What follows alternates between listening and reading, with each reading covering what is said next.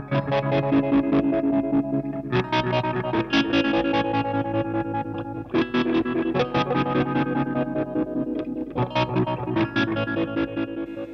everyone. I've been playing around with this Big Sky that I got for Christmas. I said to all my family and friends that I didn't want small presents, and if they could just donate to the cause. All I wanted was the Big Sky, and everyone was quite amicable, and I ended up with a Strymon Big Sky, so quite lucky. And I've been playing around with it for a couple of days now, and I just thought what it would sound like to compare it to the Prismatic Reverb that I built about 3 to 6 months ago, and just see what the difference in it sounds like. This isn't a which is better comparison. This is just something that might help you if you're looking to build, if you're trying to decide between building a reverb and buying a high-end reverb, what the difference is, what extra you'll get with a high-end reverb. I'm not going to go into all the features that this Big Sky does. That would take about 50 videos because it just does so much stuff. It's just a very, very quick view as to what they both sound like. The Prismatic Reverb is quick to demonstrate because it's a simple pedal. It doesn't have a lot of features, and you get the general idea of that pretty quickly. And then I'm just going to show you a setting that I've made up on the Big Sky, which I think sounds pretty cool, just in comparison, just so you can hear. It might help you be able to distinguish the difference between the sounds of the two. So let's give the Prismatic Reverb a shot first. This one uses the long belt and brick, which I've recently read on the forums is 2.8 second decay time. The short brick uses a 2-second decay time, and apparently older bricks don't have modulation, whereas this one actually has modulation built in. It's something you can't control, which is a bit of a bugger. It'd be really great if you could control that the modulation amount on that on the brick, but you can't, unfortunately. So let's have a listen to. I'll just set it to something that's pretty neutral, which will be in the middle, which I find middle with oscillation off gives you a sort of spring reverb sort of sound. You have to forgive that noise in the background, that buzzing. For some reason, these two don't like being on the same power supply. I have to put different power supplies for them next time. But yeah, that's what that buzzing noise is.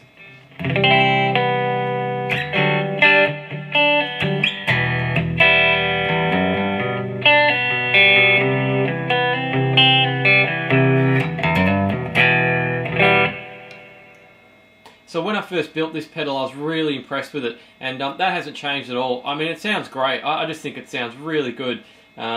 So that's something like probably comparable maybe to a spring reverb. It's quite subtle. It's not subtle, but you know, it's sort of a mid-range reverb that fades out relatively quickly. Mid-range amount and mid-range decay time, I guess you could say, which I would classify sort of as a spring sound. So let's just crank it up and see how far it can go. You can get darker sounds than that, but I'm going to crank up the reverb and put oscillation on as well, and the feedback. So this is probably getting towards the limit of the decay time.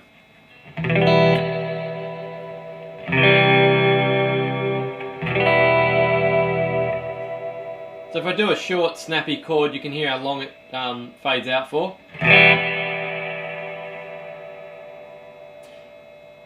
Now, I mean, I can still hear it, and it's maybe 4 or 5 seconds. I'm assuming that has to do with the self-oscillation. The reverb's been fed into itself to extend that 2.8 second time that the belt and brick has in it. So I'd say it's probably a longer decay time than that. But anyway, it sounds really good, and it's definitely an option if you want to build something and you don't need the countless features that this thing does. Before I built this Prismatic Reverb, I wanted a Blue Sky, and then I thought I'll look into the do-it-yourself options that are out there, and I saw this one. I thought, bugger it, I'll just give it a shot and build it and see what it sounds like. I'm really glad I did, because it really kicks ass. I love it. But it gave me a thirst for more reverb options and something that's going to be a little bit more comprehensive, being the Big Sky. And the Big Sky was released around Christmas time, and I just thought, that's it, I'm going to have to get one now. I can't resist it any longer.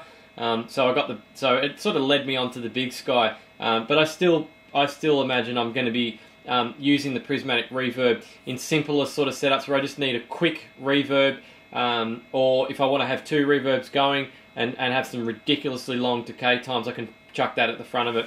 So let's now have a look at the Big Sky. Just unplug that because that noise is a bit annoying. This is a patch this is the first patch that I came up with the Big Sky. I had a read of what the room setting on the dial can do, and the manual's really good, and it sort of explains some of the dials and how you can use them. So I wanted a long decay time, like a big open room. I've called it Crystal Cavern. I wanted an open room that has a lot of not shimmer, but top end. So this is my my version of a Crystal Cavern. So let's have a listen to that.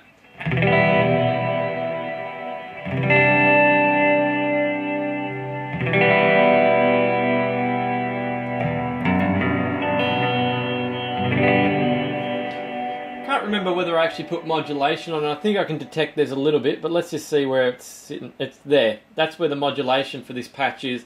It's on about a quarter. So there's a little bit of modulation. I love modulation with reverb. It gives a really spacey sort of sound. But that's just one example of what you can do with this pedal.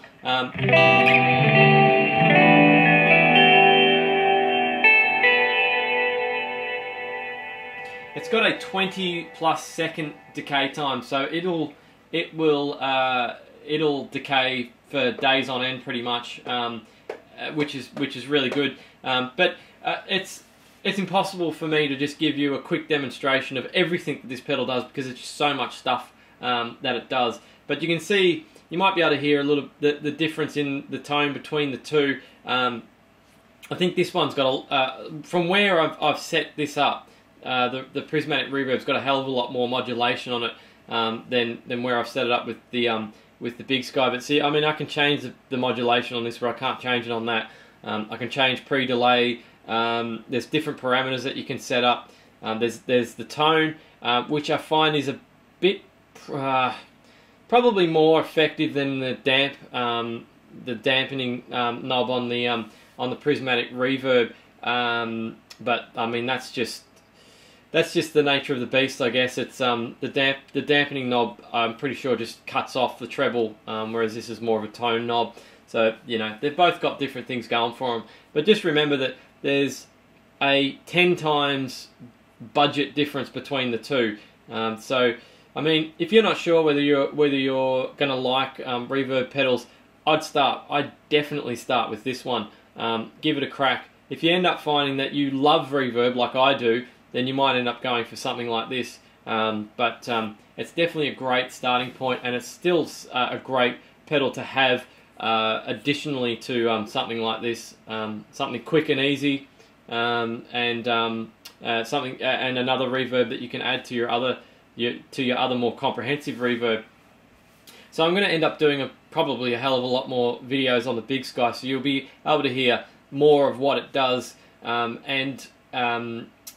mean, I've said before, my channel's just about whatever it is that I'm doing at the moment. 1 minute it might be on web store things, components, do-it-yourself guitar, pedals, a new amp that I've bought, or guitar. At the moment, I'm going to be obsessed with this Big Sky, so you're probably going to see Big Sky videos as well. So, yeah, I mean, yeah, it's not just about do-it-yourself guitar pedal stuff, but yeah, it's pretty much just whatever it is that I'm doing at the time. So I hope you guys want to see stuff on the Big Sky, and hear what it can do, and hear what I can come up with it. Oh yeah, one do-it-yourself thing relating to the Big Sky. I'm going to show you how you can build a tap tempo switch for it. Absolutely blindingly easy to do, and it'll cost you about $8 as opposed to 50. So that's going to be another video relating to the Big Sky as well. So yeah, that's a sort of introductory video to the Big Sky. More videos coming up, no doubt. Yeah, hope you like the comparison between the two. Like I said, that wasn't a full featured review of what this thing can do. It was just just an explanation as to where these two pedals sit in the greater scheme of things, I guess you could say. Thanks for watching. Don't forget to subscribe for more videos and do-it-yourself guitar pedal stuff. Thanks for watching.